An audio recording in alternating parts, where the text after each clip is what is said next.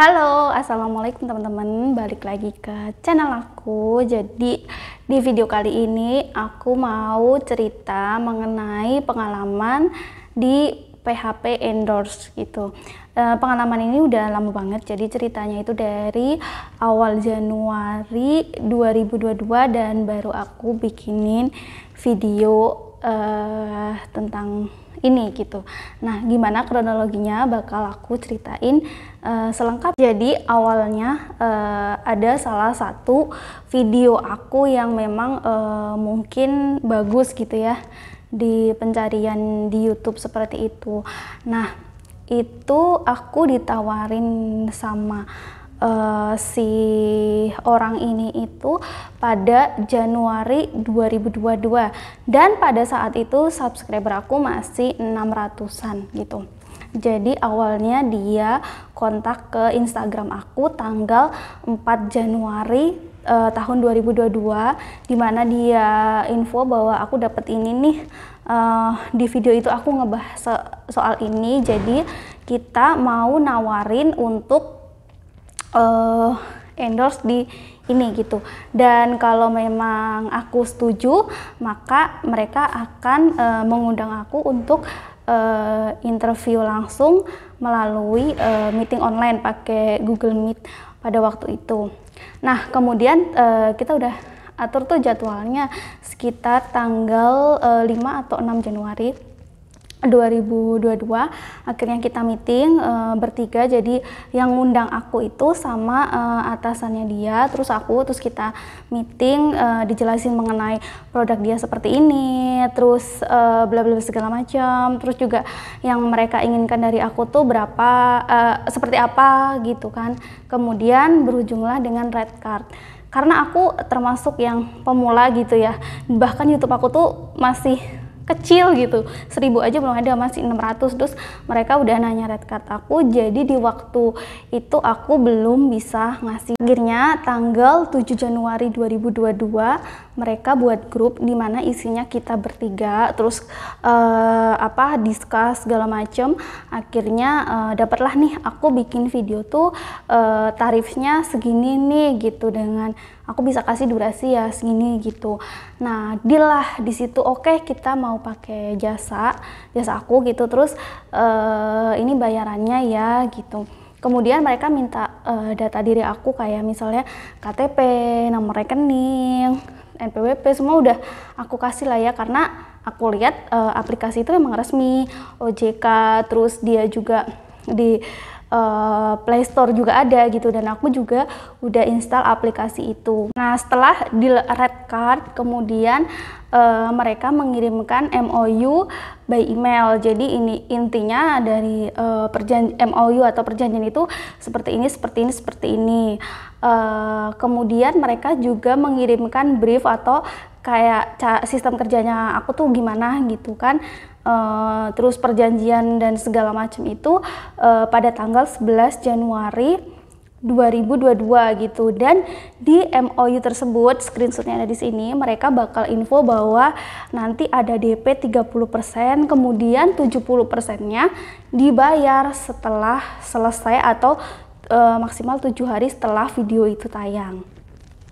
Kemudian pada tanggal 10 Januari kalau nggak salah, salah satu dari mereka itu nge-WA personal aku gitu kan.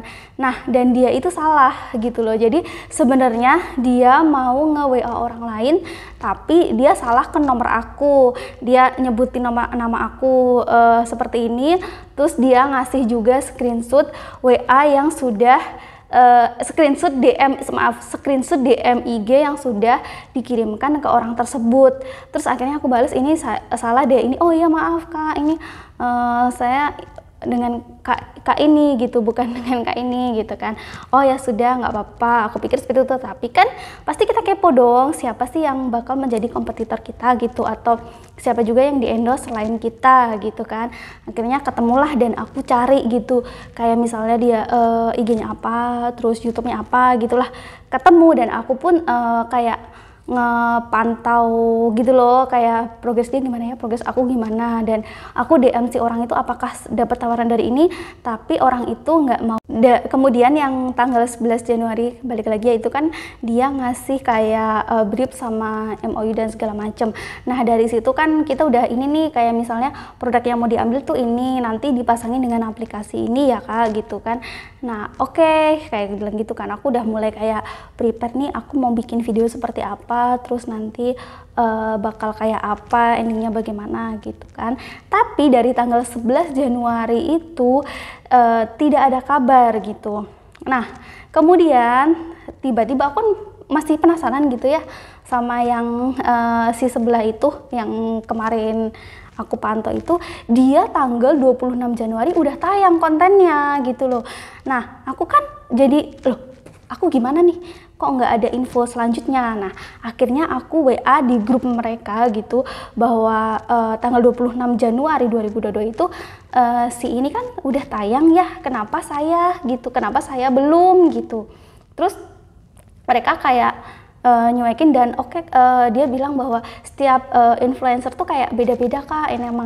Yang terakhir dari komunikasi tanggal 26 Januari itu, mereka ya udah nggak ada info apa-apa gitu, kayak aku biarin aja, ya udahlah Februari aku biarin, sampai akhirnya tanggal 7 Maret aku follow up ke mereka. Jadi aku chat gimana sih project endorse, maksudnya kayak project dengan aku gimana, lanjut atau enggak, terus jadinya seperti apa, karena kan aku juga udah mikir ya, udah install aplikasi, udah registrasi dan segala macem gitu kan, tapi mereka nggak ada info kelanjutan gitu. Padahal kan kalau memang mereka mau gimana-gimana ya kita tuh butuh kejelasan aja gitu.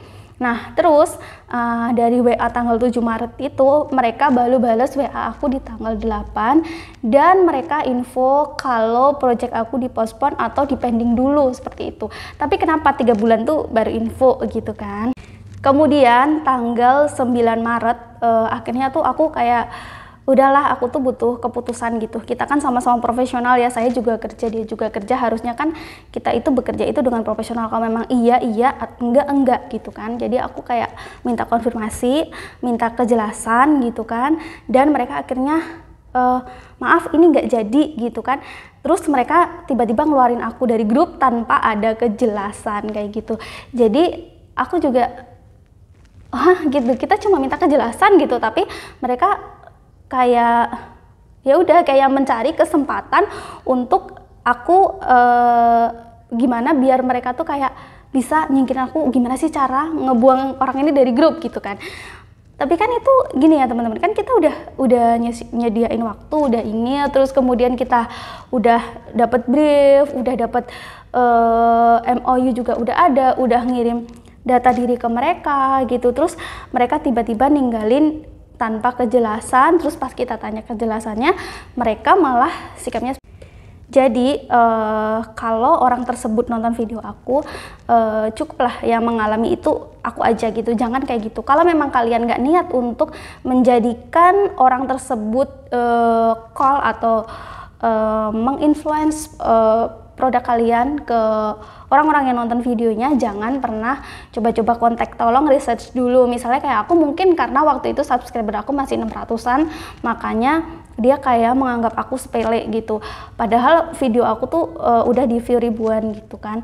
Karena orang itu nggak nonton berdasarkan dia subscribe ya, tapi berdasarkan video yang dilihat gitu. Jadi jangan pernah menganggap remeh micro influencer.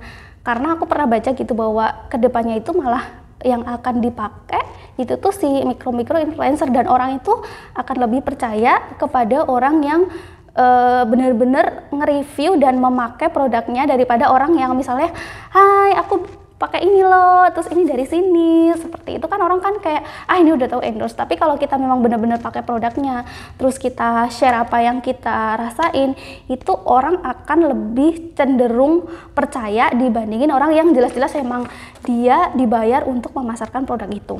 Jadi jangan kalian kalau memang belum research, belum mencari tahu orangnya seperti apa, terus apa yang bisa dia kasih dari kamu membayar jasa orang tersebut, jangan pernah nge-inbox, jangan pernah menawarkan kerjasama jika kalian memang tidak mau memakai gitu.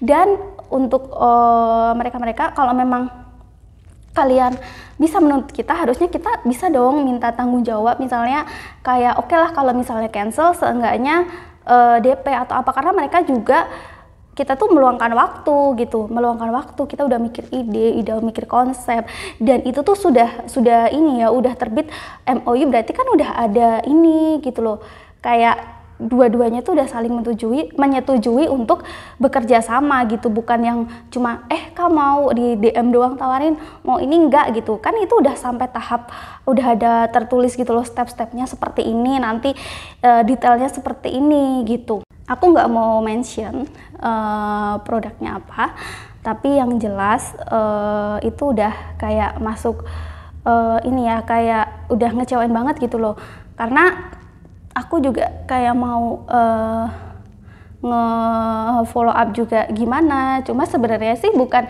masalah ini ya, kayak lebih ke ini loh, attitude gitu loh, kayak lebih kalau memang nggak jadi, mereka kan bisa nginfoin baik-baik gitu kan, terus tanpa harus orang itu menunggu lama, jadi langsung aja diinfoin gitu. Jadi yang jelas yang pertama itu kalian harus riset dulu, kalau memang kalian mau pakai jasa orang itu ya bener gitu, jangan yang kayak tarik ulur terus nggak jelas, padahal kita udah berusaha untuk fast respon. Terus yang kedua, kalau memang sudah berhasil maksudnya udah ada kayak perjanjian bahwa memang mau saling ini ya, dia mau pakai jasa orang tersebut dan orang tersebut sudah membuat konsepnya, tolong hargailah jasa orang yang udah mikir untuk memasarkan produk kalian. Terus yang ketiga, kita itu harus profesional, jadi sama-sama kerja ya, kita sama-sama kerja gitu, jadi tolong jangan segampang itu untuk mengeluarkan orang dalam proyek kalian, kemudian kalian mengganti dengan orang lain dengan semudah itu gitu, karena kan kalau misalnya orang itu membuat video tentang kalian, terus ternyata video dia lebih booming, itu akan berpengaruh terhadap kepercayaan publik terhadap produk kalian. Oke, sekian video aku dan cerita aku mengenai pengalaman PHP endorse. Jadi buat teman-teman yang udah mulai terjun ke dunia sosmed, terus mau menjadikan sosmed untuk menghasilkan pendapatan di luar pekerjaan kalian, atau memang mau dijadikan pendapatan utama, kalian bisa belajar mengenai red card, terus dan lain-lain. Kalian bisa mulai belajar itu dari ketika kalian masih influencer kecil sebelum menjadi influencer yang besar. Semoga video ini bermanfaat dan sampai jumpa di video selanjutnya. Assalamualaikum.